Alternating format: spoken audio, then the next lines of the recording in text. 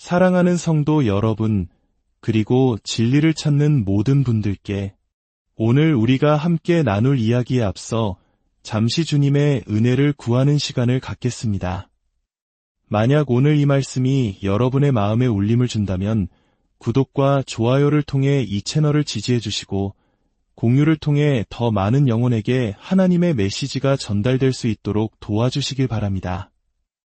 여러분의 작은 손길이 복음의 빛을 전하는 귀한 도구가 될 것입니다. 이 영상을 시청하시는 모든 분들의 삶과 가정 위에 주님의 평강과 축복이 가득하기를 기도합니다. 오늘 우리는 교회가 세상에 거센 파도와 마주했을 때 어떤 모습이어야 하는지에 대한 깊은 성찰을 나누고자 합니다.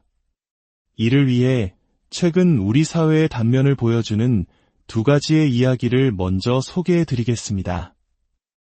이 이야기들은 서로 관련이 없어 보일 수 있지만 잠시 후 우리가 살펴볼 성경 말씀과 놀랍도록 깊은 연관성을 맺고 있음을 발견하게 될 것입니다. 첫 번째 이야기는 캐나다에서 전해졌습니다. 은퇴한 기독교인 노부부가 자신들의 집에서 작은 민박집, 즉 베드 앤 브렉퍼스트를 운영하고 있었습니다. 어느 날 동성 커플이 예약을 문의해왔습니다. 노부부는 자신들의 기독교 신앙에 따라 동성 간의 결합을 인정할 수 없었기에 정중하게 예약을 거절했습니다. 그들은 자신들의 집이 단순한 사업장이 아니라 성경 공부 모임이 열리는 신앙의 공간이기도 하다고 설명하며 헌법에 보장된 종교의 자유를 근거로 자신들의 결정을 변호했습니다. 하지만 결과는 그들에게 불리하게 돌아갔습니다. 브리티시 컬럼비아 인권재판소는 이 사건을 성적 지향에 근거한 차별로 규정했습니다. 재판소는 민박집이 개인적인 주거 공간과 분리된 상업적 공간이므로 사업가로서 차별을 금지하는 주의 법률을 준수해야 한다고 판결했습니다. 결국 이 노부부는 수천 달러의 벌금을 선고받았고 그들이 운영하던 민박집은 문을 닫아야 했습니다.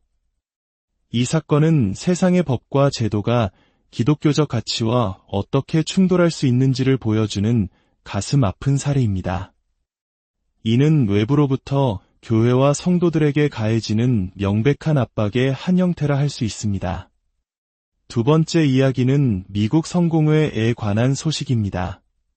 성공회는 전 세계적인 기독교 교단 중 하나로 오랜 역사와 전통을 가지고 있습니다. 그런데 이 교단의 총회에서 동성결합을 축복하는 공식적인 예식서를 승인하기로 결정했다는 소식이 전해졌습니다. 이는 각 교구의 주교가 허락할 경우 사제들이 동성 커플에게 교회의 이름으로 공식적인 축복을 비스토할 수 있게 되었다는 의미입니다.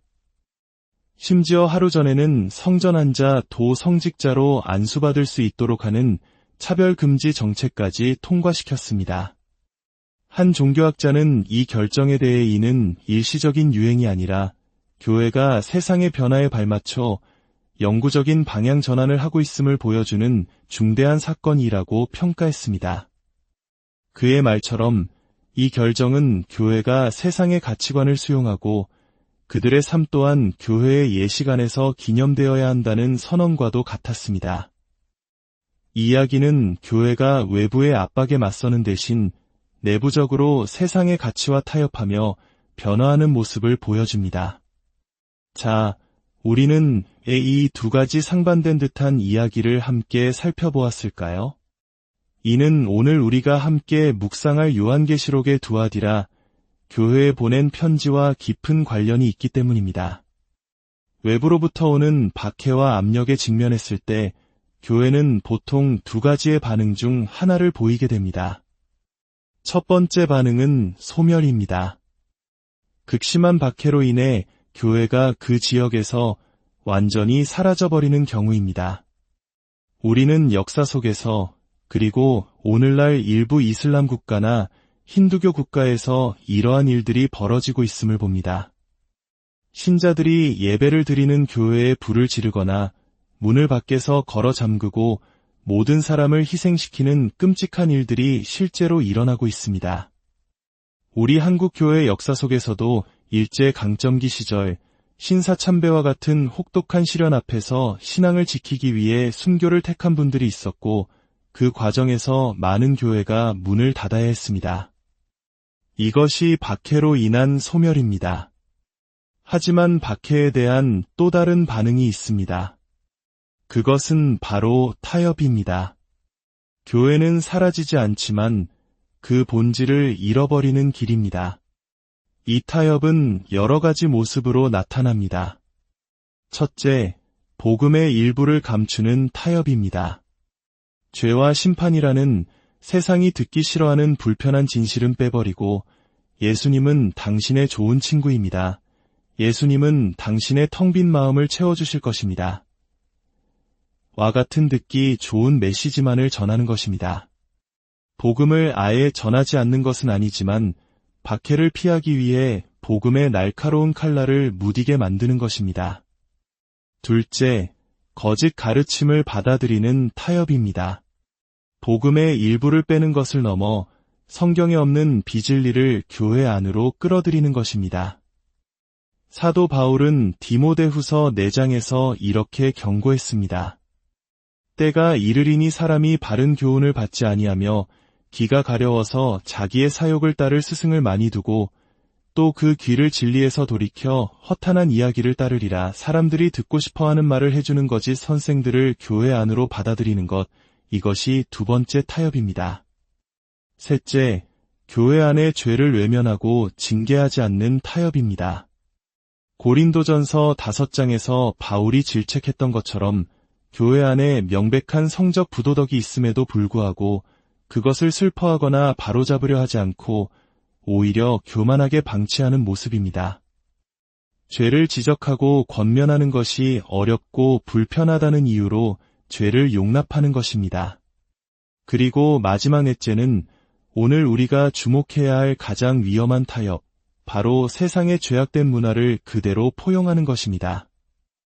이것이 바로 앞서 살펴본 미국 성공회의 이야기에서 나타난 모습입니다.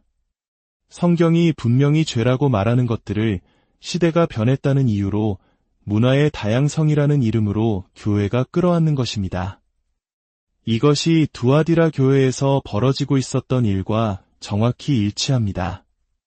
이제 요한계시록 2장 18절 이하의 말씀을 통해 주님께서 두아디라 교회에 무엇이라고 말씀하시는지 귀 기울여 보겠습니다.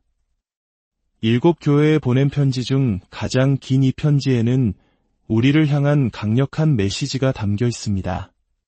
두아디라 교회의 사자에게 편지하라. 그 눈이 불꽃 같고 그 발이 빛난 주석과 같은 하나님의 아들이 이르시되 내가 내 사업과 사랑과 믿음과 섬김과 인내를 아노니 내 나중 행위가 처음 것보다 많도다. 주님은 먼저 두아디라 교회를 칭찬하십니다. 그들의 행위, 사랑, 믿음, 섬김, 인내를 모두 알고 계시며 심지어 그들의 나중 행위가 처음보다 더 훌륭하다고 인정해 주십니다. 이 교회는 겉으로 보기에 매우 활발하고 성장하는 모범적인 교회였을 것입니다. 그러나 주님의 책망이 이어집니다.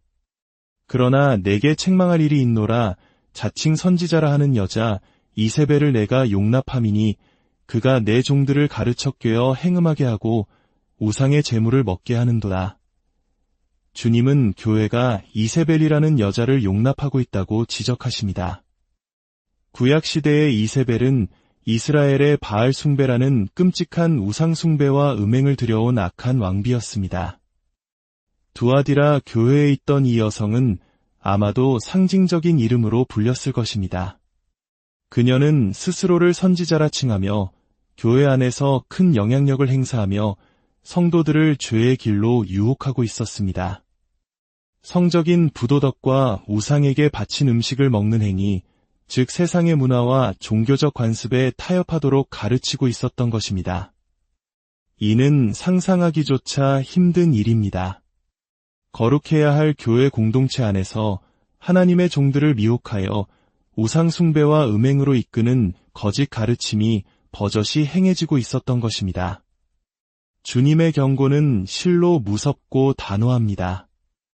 또 내가 그에게 회개할 기회를 주었으되 자기의 음행을 회개하고자 하지 아니하는도다 볼지어다. 내가 그를 침상에 던질 터이요 또 그와 더불어 간음하는 자들도 만일 그의 행위를 회개하지 아니하면 큰 환난 가운데에 던지고 또 내가 사망으로 그의 자녀를 죽이리니 모든 교회가 나는 사람의 뜻과 마음을 살피는 자인 줄 알지라. 내가 너희 각 사람의 행위대로 갚아주리라. 주님은 회개의 기회를 주셨지만 그녀는 거절했습니다. 이에 주님은 그녀와 그녀를 따르는 자들에게 질병과 큰 환난, 심지어 죽음이라는 끔찍한 심판을 선언하십니다. 이는 주님께서 교회 안의 죄, 특히 다른 사람을 실족하게 하는 죄를 얼마나 미워하시는지 보여줍니다. 주님은 우리의 마음과 생각의 가장 깊은 곳까지 꿰뚫어 보시며 각 사람의 행위대로 반드시 심판하시는 공의의 하나님이십니다. 이 편지는 우리에게 충격적으로 다가옵니다. 우리가 흔히 생각하는 양을 어깨에 메고 온유하고 부드러운 미소를 짓는 예수님의 모습과는 너무나도 다른 불꽃 같은 눈으로 죄를 심판하시는 엄중한 모습이기 때문입니다. 우리는 성경의 한쪽 편에 있는 구약의 하나님과 다른 쪽 편에 있는 신약의 하나님이 다르다고 착각하곤 합니다. 그러나 그렇지 않습니다. 사랑과 공의는 동전의 양면과 같습니다.